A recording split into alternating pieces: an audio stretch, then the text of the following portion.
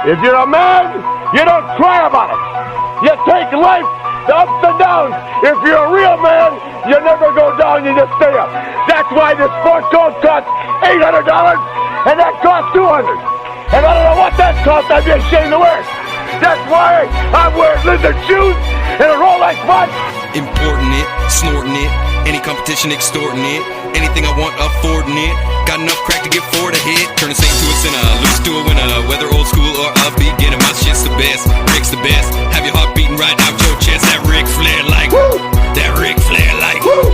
This is all I do, I got that Ric Flair like, woo! Styling, profiling, that Ricky Mickey. It's the black open mic. I want to tell this story while he's off mic because then it'll just be me. Oh, sweet. It's the black open mic. There's the only white people are me and Mark, and then Mike Rainey, who is now part of like Gillis's crew, and then the other white guy is. So there's a black open mic every Wednesday in Philadelphia, hosted by the legendary Wood. Now, if you were to hear a black open mic hosted by the legendary Wood, what do you assume the legendary Wood is? A fucking black fella. Yeah. You know what I mean? Like, he has a fake name. That's the blackest thing you can do in comedy. And then, so we get there. No, he's a 70-year-old white prop comic who hosts the black open mic. That's fun. And me and DeBonis didn't get a hotel room for the last night because in New York, I used to just, the last night, I wouldn't get a hostel or a hotel room because you just party all night and then like stay up and then just get the earliest megabus. So we were going to do that in Philadelphia. You can't do that in Philadelphia. No, it's different. It does not stay open like that. So the legendary Wid offered to let us sleep on his floor, which we politely declined. But then it ended up sleeping in fucking Rittenhouse Square for like an hour, and then the train station for a bit. And I remember we were sitting on the ground where the bus comes to pick us up, and I was just telling everyone, I was like, "This is a Canadian Comedy Award winner for Best Newcomer, Mark DeBonis." Just sitting on the ground, homeless. The bus broke down on the way back. That's right. The bus was all awful. That was a tough one, man. We got one set in, and we bombed. Not for our fault. Mike Rainey went up first. Yeah. And as a white guy, when a white guy bombs in a black room, like white people will be allowed for the evening. Like, he has represented us. Yeah, but as a people. It's his show. They don't know him as like the famous host, the Wid. The legendary Wid? The legendary, yeah, it's his show. He's allowed to bomb, right? No, he didn't. Legendary Wid. Oh, no, legendary Wid's different a killer. white. Because he did all egg jokes. Was it all egg? Different types of jokes about eggs, like scrambled eggs. Oh. By the way, if you want an egg, we've got salted duck eggs in case you're hungry. Take care, Mark. All right. All right, well, okay, I guess, so this is Rob Loves Arguing. This feels weird. You've reached Rob Loves Arguing. Yeah. We have our guest today on Rob Loves Arguing. Yeah, I don't even know how to address you, because now it feels like you, first of all, if you've been listening to the podcast for just under a year, I guess, right? And you've heard the sultry Guyanese voice of Daniel the Anchor Sanker. This is what I look like. The Sanker looks like. I think there's a lot of crossover with people who watch that and then Goblin and Ogre. I imagine. Yeah. By the same 5 people that watch the Goblin and Ogre, they probably have checked out. Yeah. But no, we're here because we were going to have Louis J. Gomez on. But he's busied himself, and that's okay. Yeah. So instead, we've decided to shit on people. Yeah. This is the... well, I was like, because it's Rob Loves Arguing still, but I want to have the Goblin and Ogre guys on, and Lewis, which you're pretty much... It is hard to even describe who the Goblin and Ogre people are, even. Like, it's like Wu-Tang. Yeah, that's like... I guess I'm the Capadonna of... Yeah, you're here when you are, and sometimes you're homeless. Yeah. Am I the old sometimes dirty I'm bastard? driving a taxi in New York. Sometimes I'm chopping my dick off on PCP. I think Baxter... I do hope you die with your back on a floor. You're right. Oh, yeah, that's true. Yeah. He's dead. Yeah. He's dead. Yeah, but, so you guys do really have... There is a Goblin and Ogre universe, as pathetic as that is to say. Like, it's the saddest... Do you know, you guys familiar with the Dabbleverse? in America. This is like Stuttering John from Howard Stern, and like I think Chuck Zito maybe. It's a bunch of fucking losers in America that have to sort of shit on each other to like maintain a collective relevance. Sure. They're technically one step above this universe. Sure. But I would feel like say several steps. yeah. Well, you know what? We think that, but you all have homes. You know what I mean? Like, we have a tendency to feel this way, but you're probably collectively living much better lives. Yeah, but that's not because of the podcast. That's Despite it. yeah. I lose so much money on this podcast. Like the other day, I was looking at new cameras, and in my head, I'm like, this podcast makes no money. What am I doing? And you've never really had like a clip that's gone even like a little bit viral. Like no. Our most anything over 1,000 views or. Like... Well, I guess it depends if you're talking about Instagram. Yes. Oh, okay. We used to get more. Yeah. And then we just tell ourselves we're shadow banned. But we used to get like thousands. Yeah. Well, I guess Lee did kind of go viral on my post in the Game that's what I was 7 gonna thing, say. so that's like a Goblin Ogre win. Well, yeah, because we got a lot more subscriptions. Yeah. If you call it that. What, follows? Yeah. More people start following the page after that. Well, because this is what has to happen with you. This is not a podcast that's going to go viral because it's too inside baseball to a large degree. True. It's got to, by the way, we're also on Rob Loves Arguing right now, but Goblin and Ogre, just to be clear, is not a podcast that will go, like mine could go viral because there's something I could say that hits the zeitgeist in a way that hit and gets in the algorithm and whatever. Yeah. The thing with Goblin and Ogre is there's too many characters involved. So what's going to happen is one of the characters gets somewhere that kind of the tide rises all boats. You know, like someone's going to have to Gillis in a way. Because this is the Matt and Shane in Toronto, I think in a large way. It's kind of localized shit talking. Because if people don't know, Matt and Shane started as just a Philly shit talking podcast. Like they would shit all over the good comedy theater and all the whatever. And then Shane blew up and it became what it is. So, you know, somehow Lee has to slow up. Yeah. I've blown up already. Clearly. I'm betting on Charlie. That's why we have so much Charlie talk. Oh my god! And he's an honorary member, I think. That horse just yesterday. That horse needs shooting and turning into glue. Yesterday, you were mad that he's such a big part of our podcast. Yeah, but I'm like, he is. A staple with the boxing and the cheese thing, and I'm like, yeah, he's. Yeah, well, listen, Charlie could blow up, but it's going to be because he commits a very violent public crime. So, like, you know. That's our end. I mean, if there was Vegas odds on, is Charlie going to get famous for comedy, accounting, or serial raping?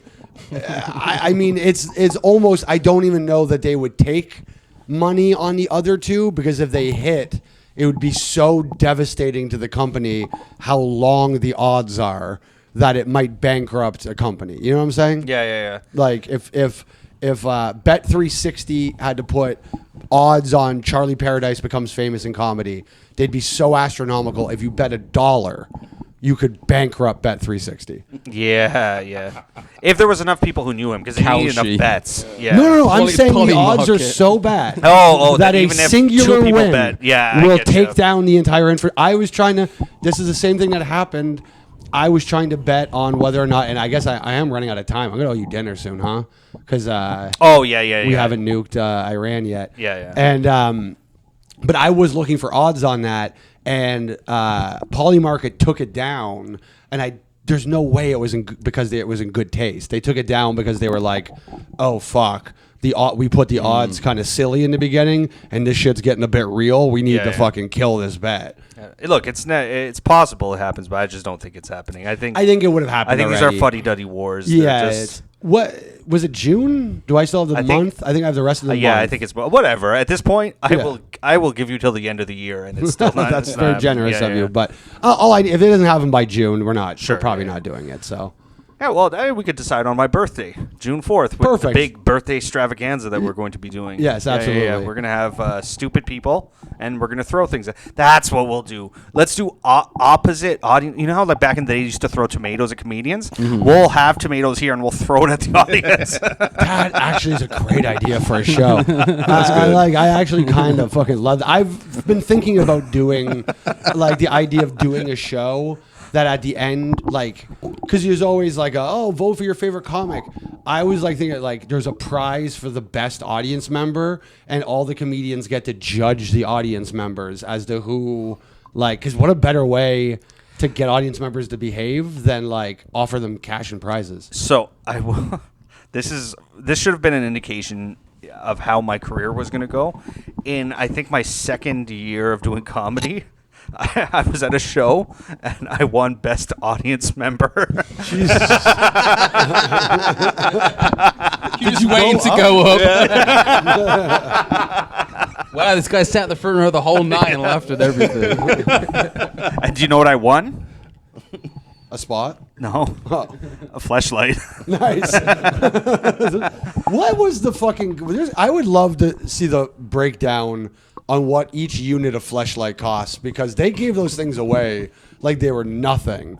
Like there couldn't have been any money put into fleshlights. It's just fucking plastic. Chinese manufacturing. Yeah. Like I'm sure if I went on Temu right now, and not fleshlight, but they're probably like $5 a pop, but they sell them for like 89. So every fleshlight that somebody buys is paying for like the next 80 fleshlights. Yeah. So, People just give out sex toys. Lewis got like 2 vibrators from sex door guy in Montana. What did you do with them? One for his mouth, one for his ass. I threw them away after putting them in my ass. They were all covered in my shit. But yeah, like I realized that like he made me like he put them in a bag and made me walk out the store with a bag. Oh, like a little. Yeah, but I met him on top of like a mountain. It was strange. One for your mouth. Sucks off a dildo. I also like it's not a dildo, it's a vibrator. Yeah, I love the idea of he's chipping his teeth. The sayings on it were crazy though. It was the most violent but there was like 16 different like settings. I'm like, this can't be good for your central nervous system. This is too much like. So too much torque. On Temu, a male sex toy it's about $25 is the first one I'm seeing. So yeah, they're making money on those. Even Temu's turning a decent. All the Jewish smut shops. Jewish smut shops? Yeah. What are those? Smut shops. Jewish owned. All the dildos are just big noses that they rub against their pussies. Do you know about the pornography industry, Mr. Sanka? I've been in sex shops before. They're fun. They got anal dreidels. You just spin it right in there. You like strip clubs as well. Yeah. I haven't been in a long time, but I do like them. I still would go. It's just it's harder to find like male friends who are like still down in their 30s or 40s to go to strip clubs. I've been trying to write a bit. It's not great, but about how I just hate that every guy now acts like strip clubs aren't fun at all. Like they're like, oh, I just don't get it. Like that's what I've been told several times now. Well, they're not fun here. Like we don't have wands to throw. Yeah, but it's still fun. Well, I think it's just that there's first, I've never understood going to a strip club in the city I live. For some reason, that has always been different to me. I go to the strip club like on the road. I think it's like in Toronto. There's like this, or New York, or any major city with a strip club. You're like, kind of can I can figure out your story or why you're here and whatever. Yeah. Whereas when you're in a strip club in like North Bay or Listowel or something, you're like, how the fuck did you end up a stripper here? And it's like way more interesting to me. So here's the one thing is that they have it's just like comics. They have their local whatever staff that hit there all the time. But I've talked to strippers before. Like there was a stripper I saw in Niagara, and she was a Toronto stripper, but she's doing a road gig. And they have road gigs in strip clubs. So like even if you're in a small town, I'm sure it's just the strip club that she's road gigging as. Well, you know.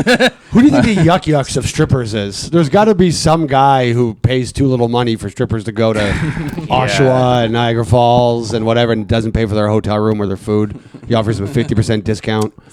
Thunder Bay. That is, I still like, I don't care if I'm about to get married. I don't care. I'll say this. Like, I used to want to be like some sort of, strip club pimp or something like that, where like you had there was a guy, there was a DJ. I don't know why you started this with.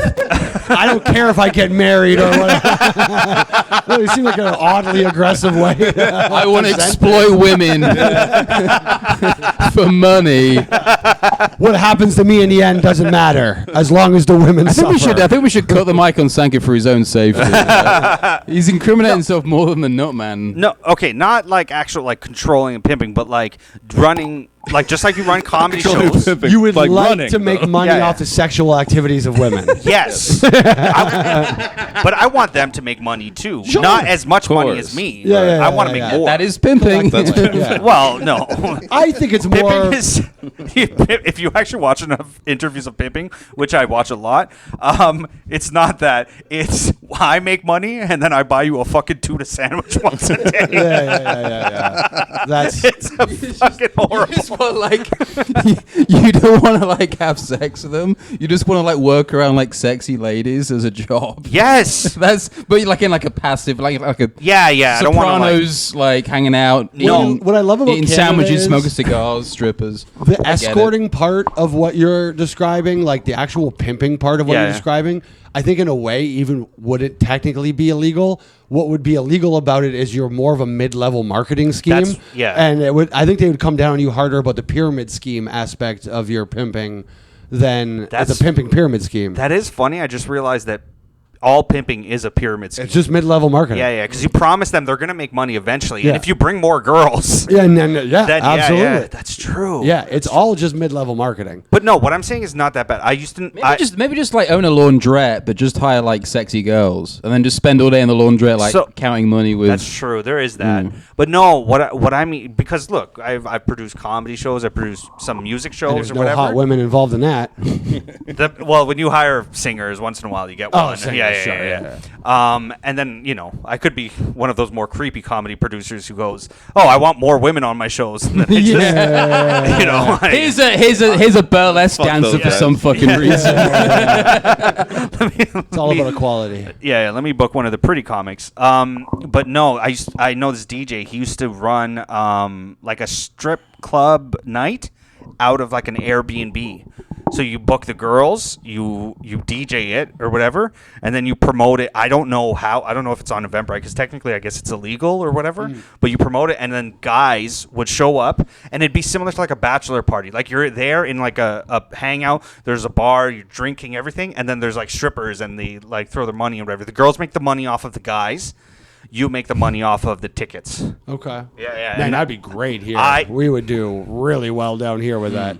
Well, the strippers never get paid by the venue. They're always there, like as independent. They're leasing. Strippers pay. It's like barbershops. Chairs. Yes. The chair they sit you in a barber chair. She's like, I'm a retard. I didn't understand the difference. A stripper just brings a barber chair around with her wherever she goes, and the pole. She thinks the pole that she's supposed to dance on is the red and white spinning pole from the barbershops. Sorry, you're too Hispanic for this. That's when things were good in Canada, I think. But yeah, no, you could. I mean, yeah, you.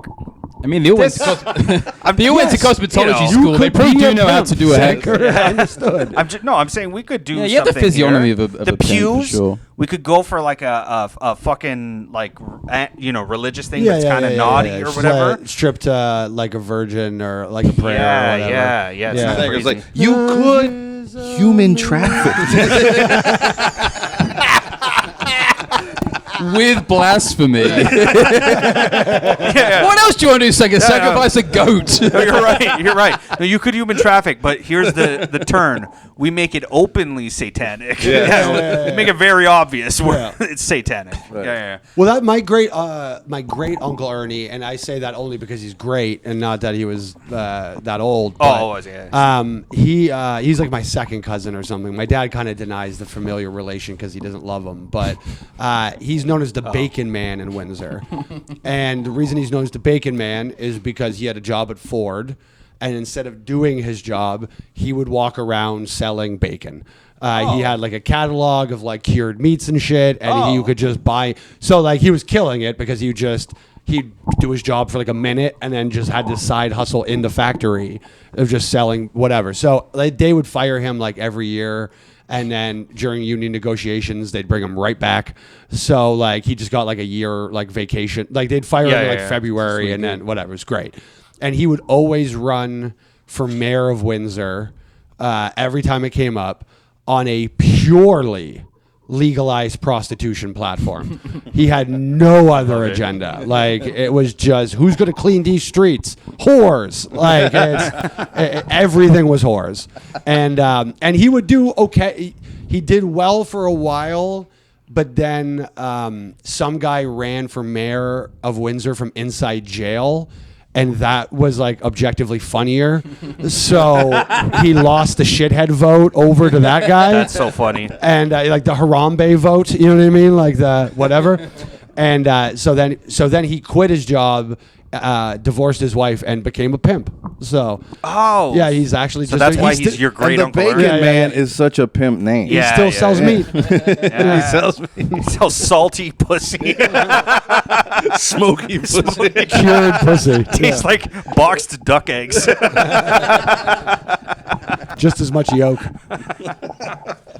He's a club called the Trough. I'm still that name though. I am gonna. It was like in Vegas. There was these like small like Hispanic, like 4-foot Hispanic men and women, like Incas, and they hand out the flyers for the prostitutes. They like slap them.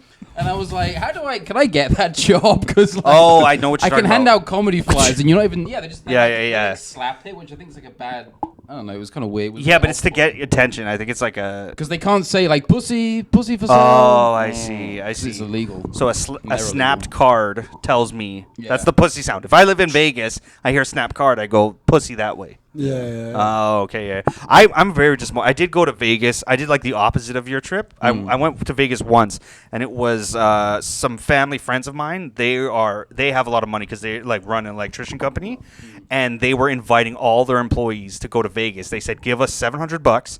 That'll pay for your flight. We pay for everything else." So and because I was a friend, they were like, "Just come with $700." Went there, had a great Vegas trip, but it's because it was with rich guys.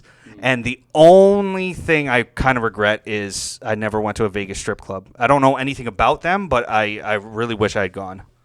They're not. I mean, I worked at a strip club for a day in Windsor. Yeah. When I left New York, I moved back to Windsor for about 3 months before I moved to Chicago. And when I was looking for a job, they were hiring for a strip club DJ.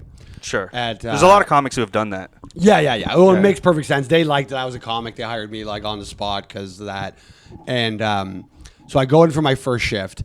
It's on my 31st birthday in the afternoon at the worst strip club in Windsor. It's called Teasers. It's fucking horrible. It's finally done now. But I go in.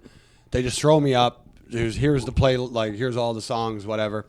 And so the first stripper I meet comes up, a black lady, and the only thing she says is, "Hi, how high is Aurora today?" And I hadn't met Aurora, don't know how high she is. She was in the basement with her kids at the time, so I don't know. She was probably getting high at that point.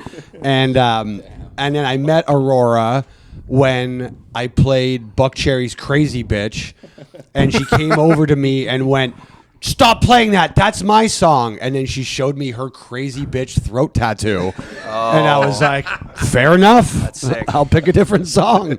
That one is yours. So that's classic first day mistakes. I get it. Yeah. Like I cried, and I was like, I was like getting out of a relationship, not because of the strip club thing, but just at the same time. So I'm like going through a break. So I'm like quietly crying in the fucking sound booth of a strip on my birthday. It looked psychotic.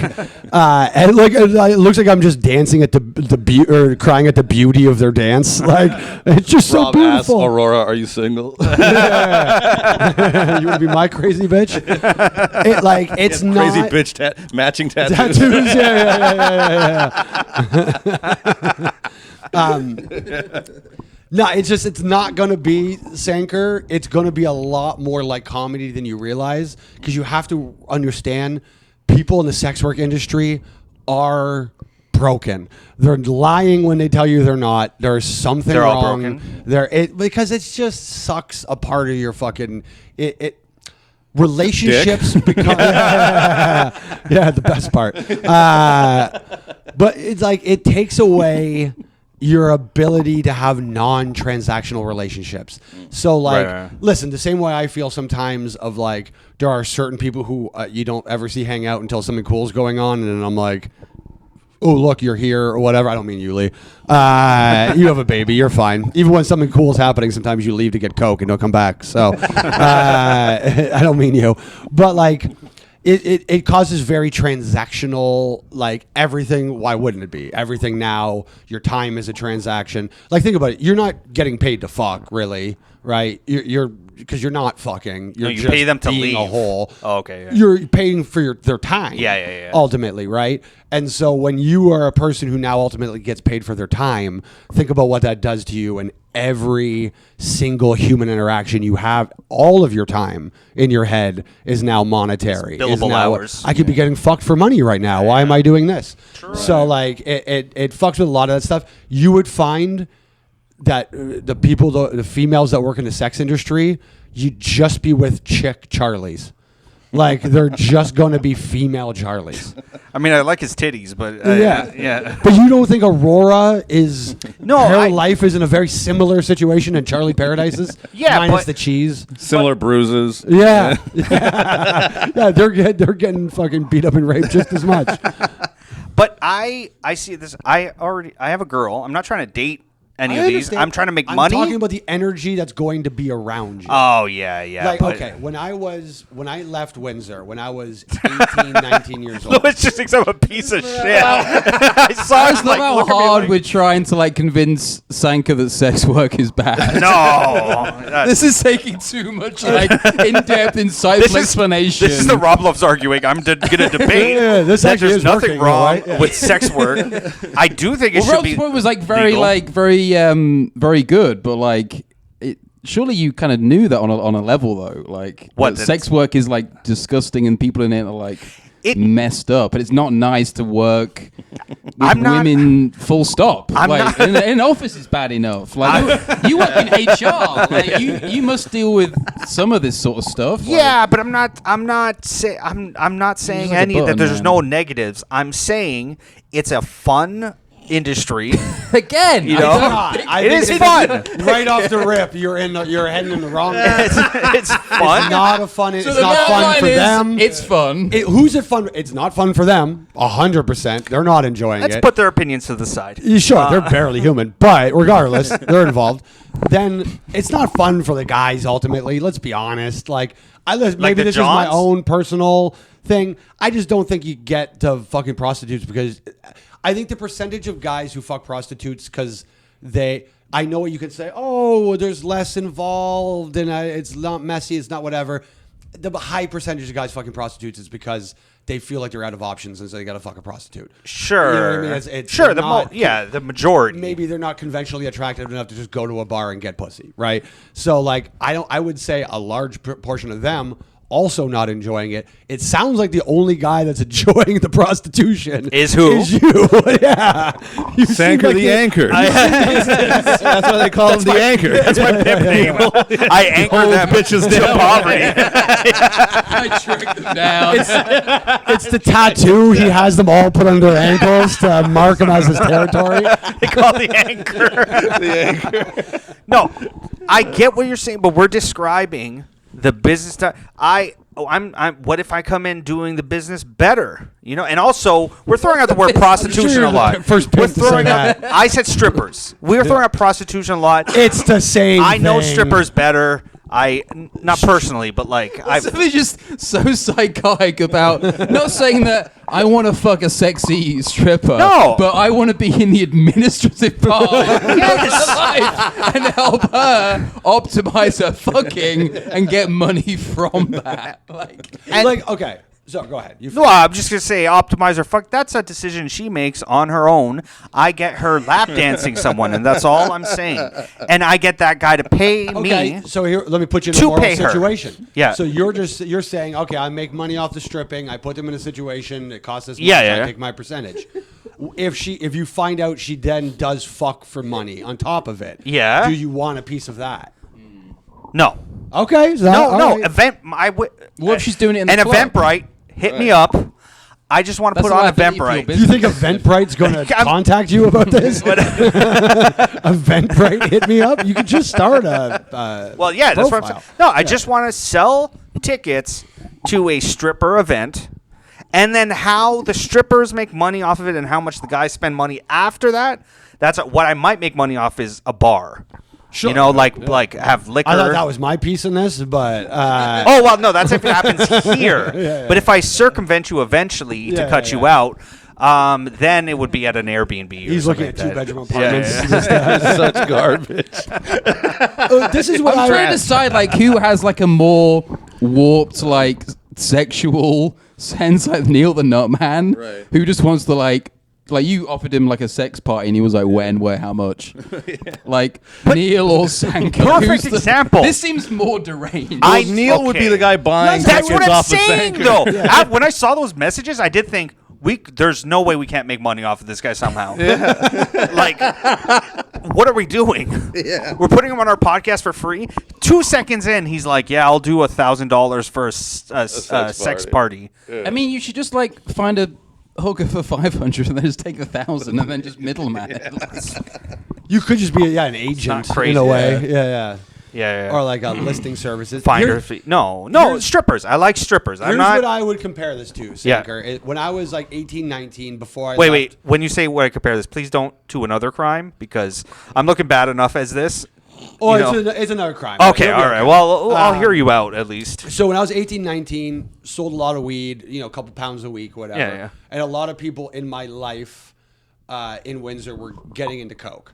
I've never been a coke guy. I do it very, very periodically. Don't love it. Didn't touch it at that time at all. Some people periodically did it last night. Yeah. Who's doing? Anyways. Oh not no one we know. Oh, okay. Yeah. People do coke here. We're pretty. I have a fucking cake. I have a cake topper table that's a full mirror here for a reason. So, okay. Well, But I have a funny story about that I'll tell in a second, but go ahead. When I was 18, 19, before I left Windsor, I took meetings to get into selling blow. I was like, everyone around me is into coke, whatever, right? Yeah. And before I did, I took mushrooms, and I happened to, and you'll appreciate this, I was listening to T.I.'s Urban Legend album, track 5, Praying for Help. It's his best album. It's best album. Yeah. And it is about his cousin who, now, people don't understand what the trap means. People listen to trap music. They know it's a hood term, but they don't really understand what that hood term means. If you sell coke, like if you sell pussy, you have those people around you all the time. Mm-hmm. And that becomes the trap. It doesn't matter if you've elevated your own personal lifestyle. The lifestyle of everyone you cater to becomes your lifestyle. So as bad as Lee's life is, that's as bad as your life is. As bad as your bottom bitch's life is and whatever, right. That's how bad your life is. All of the things that come with that lifestyle are now your problem. So like you are now dealing with, like I was worried about dealing with cokehead problems, you're now dealing with hooker problems and stripper problems. And it will be hooker problems. No matter whether you make them hookers or not, they will become hooker problems. Yeah, there's stuff around hook, like there's the drugs part of it as well. A lot of them on drugs. You're going to have to fight a lot. Boyfriends and exes of the strippers, baby daddies come through. There's all kinds of madness. I'm not going to fight. I'm going to hire That's what a Charlie strip as my fighter. Yeah. It'll be like, Charlie, it's your turn now. Get him. I like what the Jake problem with that is you'll start showing up on days when you don't have strippers around and drinking your beer and demanding food like you're doing something. Spending food from the strippers. Their breast milk. I understand what you're saying. I understand what you're saying. My child needs this. I understand what you're saying, but I think I'm just trying to argue that sure, but there's a way to do it better. I look, and maybe this is with unknown. I haven't been there or whatever, but there's a lot of strip clubs in, like Lewis himself said, that's not a thing here as much, like the dollar bills and stuff. But the economy is too bad here for strip clubs to be fun, I think. It's too grimy. God, you're conservative shit. You, the economy in most American cities is doing much better than us. I get you, but I'm just talking There's about still more money going around. Like, but it's still more rich people. It's pooled very high at the top in America. Most American cities are 1 kilometer of tourist destinations and then all hood. Like nobody knows what Ferguson it was because Ferguson's just St. Louis, but it's the part of St. Louis they don't talk about. Washington, D.C., you have literally the fucking all the things you see on TV, and then it's an ocean of black people leaning over on fentanyl. Like, it is bad in America. Yeah. Like, it's when I was living in Chicago, say what you want about what happened during COVID, the difference that you don't see here to America is homeless families. That's how you tell the difference. We have individual homeless people here. You don't see a family on the street. In America, a family just goes homeless. Like you like that Will Smith movie. Like you see Pursuit of Happiness. Yeah, every underpass in Chicago between along the Lakeshore Drive was a homeless encampment overnight during COVID because everyone, the overwhelming majority of Americans are living paycheck to paycheck to a degree that they could just be out of their home like that. And like there just isn't the same social services there for that shit as there is here. There doesn't need to be a homeless family because we will just put you in a house. Like we won't let you if you're homeless in this country, it's most likely because you have pretty tough mental health issues or drug problems where you've decided that the drugs are more important than being in the places that won't let you do drugs. But you're kind of making a choice in this country, whereas in America the choice is made for you. Sorry. No, I get it. But sorry to put a stamper in your conservative bullshit. Well, no, but it's the same with casinos as well. Like if you go to a casino here, it's way different to a casino. Even like Michigan City, the casinos are more popping. Like I mean, the fact that you're using casinos as the marker for an economy, man, they sell so many scratch and win tickets in America. They're doing great. The Lotto 649 is killing. There's just like less businesses here. There's less like stuff. You go to the States and there's just more like activities, more like economic. I think activity. that we don't. There's more extremes, obviously, more like homeless people, but well, first of all, more like cash going around. People have like cash. But up until recently, and here's the problem with a lot of my first thing would be that we just eliminate publicly funded companies in the first place. I think that like the stock exchange and whatever. I think the second a company goes public, it ruins the fucking company. Let's use we were talking WWE is the best example. WWE is the perfect fucking example. Wrestling is the frog belly of society. Wrestling, as denigrated as it is, and as Donald Trump's the president now. Who is a WWE Hall of Famer? Who was a guy that who had two of the first 5 WrestleManias? He understood wrestling, and it got him to the top. Wrestling is very important, and this is the same with the public companies. When it was just crazy old Vince McMahon, the world's greatest carny, it was a wonderful company. Well, I mean, people were getting raped and stuff, but I think our Prime Minister Carney is the greatest carny. But sure, second, yeah. So it's like you could argue Barnum Bailey, but then after that, it's fucking Vince McMahon, and that's because he ran a private company where he could suggest, "Hey, what if we did a storyline where I impregnated my daughter?"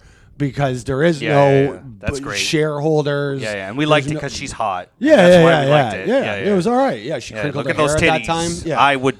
Hey Rob, is that chandelier light on a timer? It turns on and off. I know, it's creepy, right? Oh, you're wondering if it's a ghost. It just sparked, and I'm like, someone back there? Lee's superstitious. Lee, Zach Baggins Museum all over again. Lee, can I tell you the truth? I was filming him. You can probably find it on an episode. I was filming him to Rob Loves Arguing once, and one of these TVs turned on just by itself. Yeah. And then he goes, "Oh yeah, that happens," and I'm like, "That's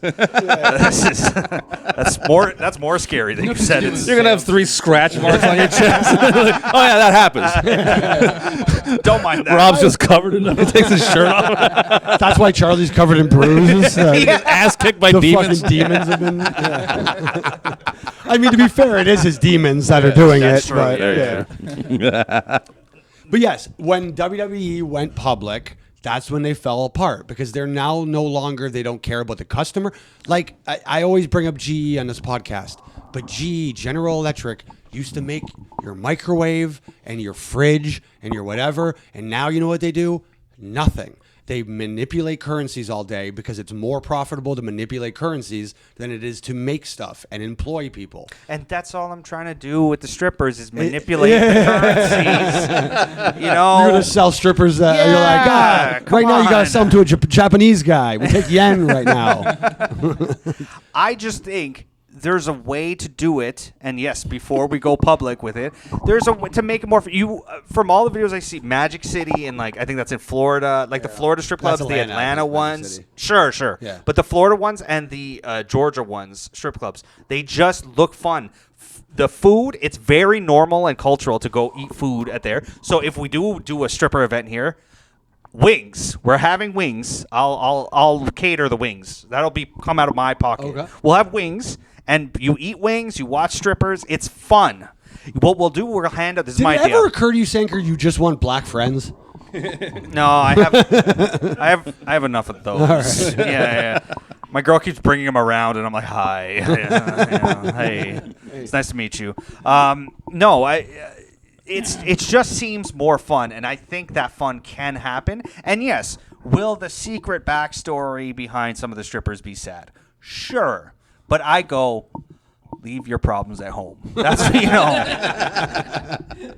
And maybe at Sanker Strip Club, smiles are free. Yeah. We'll have a don't ask, don't tell on uncles. Where your bruises came from. No crying in the club. Yeah. There's no crying in illegal stripper operations. There's no crying and hooking.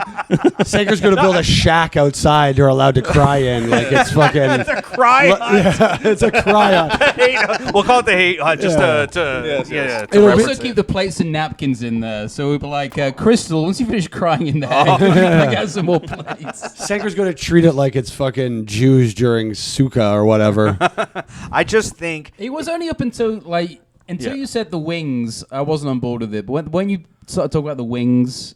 It made more sense. Guys, I think you're both suffering from the same thing. You just want to hang out with a room full of black guys. This is all you're asking for. I'm saying no Atlanta, Florida, strip clubs, it wings. just looks so fun. These are all black guy things. I enjoy that, but without the scary black guys. What you're saying is you want to hang out with black guys that are being pacified by tits, so they won't be violent. Look, if we can also sell like you mentioned the Japanese businessman, I would love to corner that market too. Like have the what if you did a sushi buffet with naked chicks? Oh my god, a fucking great idea! I'd love that. And I feel like that those might be legal. Like that might be sushi legal. on a naked woman. Yeah, can we get back into that? That was cool. And All you need is safe serve. That's it. I don't think you do naked. I think on that one you put a thong on her. Sure. You can have tit sushi, but you can't have pussy sushi. Yeah, and there's an amount of time that you can have it on there because the body heat will heat the fish. That's a good point. There is a timer that you can have, and then you got to have a lot of cucumber rolls and her sweaty parts. You got to put like a little label saying best before. Or dress for like a charcuterie board, like some cheese and gravy, some crackers. The salami does get a bit sweaty, but with Sanka here, it will be gone. You can call it. I'm not eating the product. I'll have my own charcuterie board at the back. You have your own woman in the back. That you eat off. You're just for me. You call them. You got to call them charcuterie whores. Charcuterie whores, yeah. Charcuterie whores.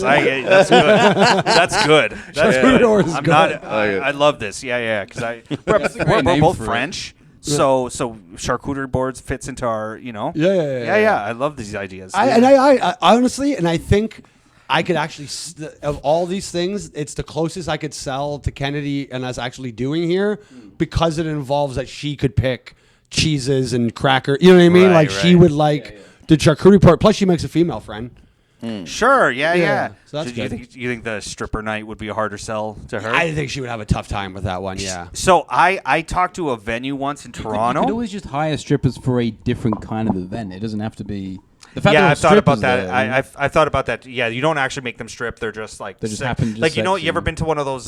What's that thing that Italians do before weddings? Beat their wives. Cheat on them. I didn't say what's that cool thing. I said what's that thing? No, stags. You know, like they but they. Why is that Italians? Isn't that everybody? I guess I've only ever been invited by Italians. Yeah. Yeah, in thinking of his a queer favor. country, they call it stag and hens. I'm thinking of what? A favor. No, I don't know. I've only ever been in, I guess maybe others do it or whatever, but it's like they have the hot girls and they're like doing the tickets and stuff, and there's raffles and there's games and stuff like that, but they're just hot women and the men are happy because there's hot women around. Yeah, that we could get away with probably in Yeah. whatever, like a burlesque, like a go-go, like we're probably gonna have to hire go-go dancers for the no ring death match we're doing. Oh, So like, there's your start. You can go here. I'll put you in charge of finding the go-go dancers if you I want. love this. On that show, Toronto Comedy All Stars, they have like a burlesque dancer for some reason. Oh, really? Yeah, I think Danish it's just can't get pussy. Yeah, I think it's just because Danish wants like a sexy burlesque person. Is that what they're going to say about me? This is why Sanker Yeah. does Yeah, of course they are. What? Yeah. Like You know what? I'm fine with you that, don't though. have a microphone tattoo on your chest, but this would put you close. He has a microphone tattoo on his chest. He was covering up the cock that was originally. What a mushroom capped microphone that is. Is that like old timey? What is? It's the So microphones have balls. What's spraying out of the microphone towards your face? I've never seen a mic with veins. Big black microphone. Well, I mean, There's only so many deep neck V-necks one man should have. yeah. I just feel like the making money. I guess I'm just focused on like that's what I was gonna say. Is it's not just girl. I talked to a venue once in Toronto, and we were talking about maybe doing a comedy show there, but their prices for like it made no sense. They had like 15 seats. It's not around anymore, but comics used to do something there. Oh, I think it was the place back in the day. Dan Geier used to do a music comedy show where he would play music in the background and then you do your set. Bovine. You're talking about Bovine. No, he moved it at some point. okay, It was okay. in Little Italy area On or something. Dundas. Yeah, I think so. Yeah, I can't- Boombox. The Osprey. that's it. Boombox. Yeah. So, their prices were like, they were so high to rent it, and they're like, well, it's only like 20 seats, and I'm like, well, am I going to charge people like $100 to see like Lee Fernandez? Like it doesn't, this doesn't make sense. I wouldn't charge anything. Yeah, because it's not going to show. And watch the place pack. But they said they had done like a gay stripper night or whatever, and like packed the place. And I remember thinking, I have zero morals. I'll do a gay stripper night. I don't care. Like I'll go meet. gays. Established on this pod. Yeah, your moral flexibility for sure. Well, I'm just saying, I will interview hot You've gay already guys. given up on the strippers, and then you just let us get a gay guy. This is all where it was heading. He used the strippers to get himself into this. Yeah, I'm just gay. I'm telling my girl, we've done the girls. We should get into the guys. Yeah. I'll You interview do it as a them. compromise. You're like, listen, I know this is probably going to make you pretty uncomfortable with the women, so we'll throw some guys in there too. And we'll be just to fair. equal it You out. interview the women, I'll interview the guys. So guys. there's nothing crazy going Well, now on. the lights shut off. I don't think the ghost liked that idea. Oh yeah. He's a homophobic ghost. No dicks in here. We do the No gay dicks. we do the gay stripper night here. Yeah. All The lights are fucking. It's like, oh, cool chairs are effect, moving. Rob. He's like, oh yeah, it does that sometimes. homophobic ghost. We're gonna spread that rumor. It's the catacombs as a homophobic ghost. The lights flicker every time.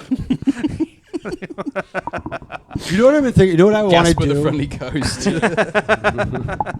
I want to because now that we have like Sadesh and Bitter and these guys doing like where they spend a certain amount on ads. I was just thinking about what you're saying with Lee is like I would love for us all to like pool our money together and just rent an arena and see like how far do I have to spend on ads to fill an arena.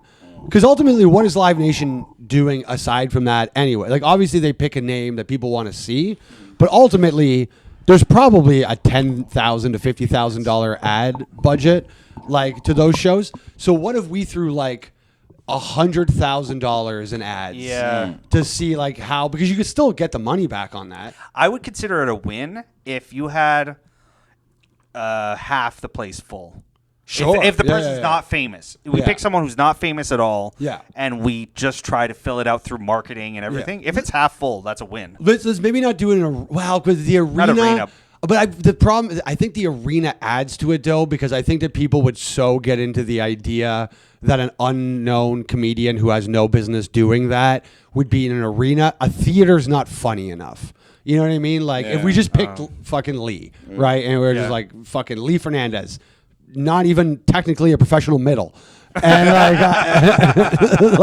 and we go. Let's fill an arena for Lee Fernandez and make him do 45 minutes to 10,000 people or whatever. I think it's funnier than if we were like, oh, let's put Lee Fernandez in the Meridian Hall. Like, I don't think that gets people into the bit. Like a 300-seat venue. That's not. You know what I mean? Like, it's got to be that it's like this dude's going to do an arena to people who have no fucking idea like who a he dog is. racing track or something. You would have to add some spot. Like, I always remember when Mike Tyson said he could sell out Madison Square Gardens masturbating.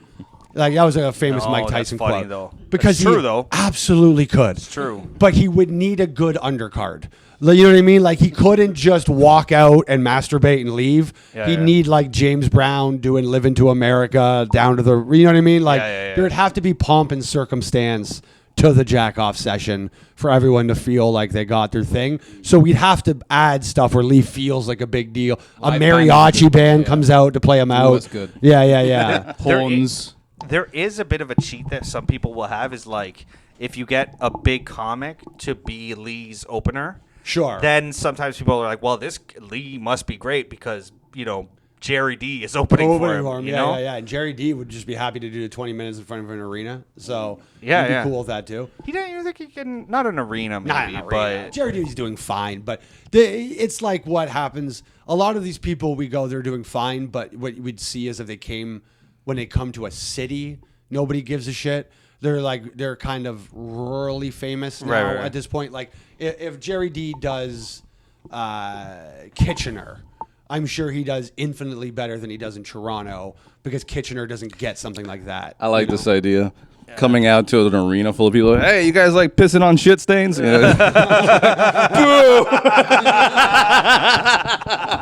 I feel like a real hero. Immediately. No chance to turn it around. Have you heard of Plenty of Whales? We've got 50,000 tickets sold and they all hate that. you. I think the win in that would be also like documentary on it. Yeah. Like you film the whole thing, everything, and then you have Lewis following Lee coming out to the crowd. You know what I mean? Like you know when you see the camera pan through the curtains. Yeah. I don't know. No one's going wild. Yeah. We pipe in cricket noises into the And Lee, it almost doesn't work because, you know what I mean? Like, you'd be funny for at least 12, 13 minutes of that. Sure, You know yeah. what I mean? Solid 12. I was just thinking that. Yeah. I was just thinking that let's put all our effort behind someone we know is a shit comic. It's gotta be Neil. Like, when I did the Neil the other night, it was so funny. Honestly, even here. What happened? So, Neil keeps begging me for headline spots. He's like, when do I get the headline? And so... we had a midnight show. There was like an okay little crowd in for it, but it had been dragging on, and like I was just gonna close it, whatever, do like 20 at the end to be professional and send him home happy. But he showed up right before I was gonna go on, and I was like, all right, listen, I forget who was hosting, but I was like, you can just go. It's fine. Don't stay for this. But there was like 28 minutes till 2 a.m. And so I was like, all right, guys, here's the deal. Whoever can survive this next comic set for the next 28 minutes gets a prize pack from Uncle Terry's World Famous Bargain Blowout. And I put Neil on stage for 28 minutes and just went, if you want, you can leave if you want to leave. You can stay if you want to stay. You can do whatever you want. And we just let them go, whatever. A couple people stayed. They won like dog collars and some gloves and stuff. Yeah. So, which they used to hang themselves. I love this idea, and you just jogged my memory. I was sitting on the toilet, turtling a horrible shit the other day, thinking about, I don't know, the idea came into my head. You remember? Detail. Yeah, that's all right. It's important because that's also where I come up with my I want to own strippers ideas. While struggling through a shit. If I'm going to struggle, I better be these bitches. You need to be focusing on something else. No, I thought, do you remember Dice's famous Bomb album? The Night the Laughter Died. So funny. We were just starting that at home. But instead we sell it as the opposite because his good album is called Dice Man Cometh, right? Mm-hmm. Just the name in my head of the Nutman Cometh. And let's book a thing and let's film his whole set, fill the room, film the whole set, and we put it out as a YouTube special. And okay. Let's get behind this. I'm going to do some like calculations on, because it has to be that we do this. I know an arena seems whatever. It doesn't have to be Scotia. We could find an arena in like Oshawa or in North York, Rico, one of the like cheaper, I know it sounds weird to say cheaper arenas, but it has to be an arena. Like it has to say Neil the Nutman like is playing whatever arena. Yeah. It's got to be. I will crunch the numbers. Shriners. I don't know. We'll have to talk about it. I'm thinking the theater. I know you said it, whatever, but I think that'll be enough because especially if we can get his name on the marquee. On a marquee. Neil the Nutman live from the slaughterhouse, and it's just like he performs in front of a bunch of pigs getting the We have Boyd Banks dropping it. Butchering things. Boyd's in the background. What's up, Slaughterhouse? Performance art piece. The brutality of Neil the Nutman. He's right. This is everything about this podcast is up inside baseball because everyone's like, "Who the fuck is Neil the Nutman?" Well, you'll know because I'm thinking marquee says the Nutman cometh, and we book it, we fill the room, we film it. You realize he doesn't deserve this amount of effort. Yeah, that's the point. That's why it's funny. Yeah. No, and also, by the way, we're monetizing the documentary. Oh, yeah. Let's be very clear. Yeah. Cutting him completely out. No, we're making money on it. And I want... This is going to cost Neil money. Like, this is not... no money will be received. Oh, he's paying his openers. That's what I'm saying. Like, we don't spend $1 towards Neil on this. And I want good openers. Like... The leading up to Neil thing, I want at least look just as an example because he was here like a Mark DeBonis level sure, at least. Keep Pedro or yeah. We get them. We could probably get Bankus to come open for this. Yeah. I love this. Yeah. And then we just imagine you're watching a show and you're like, this is going great. Yeah. Like that was the opener. Like he seems like he could be a headliner or whatever. All that kind of stuff, and then. Do it again. Do the Neil. How about it's we don't market it as Neil. It's like a mystery headliner. So then it's like the audience don't know who's like headlining. Well, I just feel like we act even if we put his name on the marquee, he's still a mystery headliner. It's not like they're going to be aware of what they're seeing. Like a silhouette. Like what an oddly shaped. Oh my God, is he Danny DeVito? I think it's Danny DeVito. I was going to say no. It would look like the Alfred Hitchcock. We drop hints as to like who he like looks who like. He is. No. What we got to do is we got to get a picture of Neil holding kettlebells, so it vaguely looks like Rogan's coming. Like, he's short. He's holding kettlebells. He's got weed smoke coming out. It's got to be Rogan. I just love the Get idea. your blinkers ready. It's your headliner. Everybody at the show gets a fucking vape pen. On the count of 3, do a blinker. Oh, I love it. He just has a panic attack and never goes on stage. Everyone blows smoke. He finally gets his comeuppance. Yeah, and we get Holly to be there too. And I could get some big comics. Like That's what I'm There's a saying. few people I could probably get behind this. And here's the truth. Stanhope would love this. Stanhope that would would be love it. fucking insane. If you have Stanhope opening for We're also Neil the Nut. we're approaching Stanhope about Stanhope wants to re-record all of his specials so that he owns them, and we're actually making a legitimate pitch to him to try to do them here. Nice. So if we did it, I would say we'll keep the theater for an extra day and do this. Yeah. Because then because we could use the whole week. What we're pitching to Stanhope is he has basically 7 specials he needs to re-record, so 2 shows a night for the entire week. And then whatever. So and then on the 8th day, the nut man cometh. The nut man cometh needs to. Yeah. Act. I'll help. I'll put my whatever you need. If we do this on, so here's what I could because we should end this soon. Yeah. Logistically, to work it out, Never helps with anything. Ticket Scene, my ticketing company would get behind this. It would in that we could also take money. Ticket Scene will forward me front me the money if I needed to on this thing. So what we could do is then, as they're selling, I could always take more of the money out, so we could put that money back into ads to keep growing it, right? Like all the money we sell with the initial ads, we take that money out, put that money back into ads. So we're going to get to zero. Like we're not going to make anything. No. But ultimately, it all goes back into ads so that we could fill the thing up.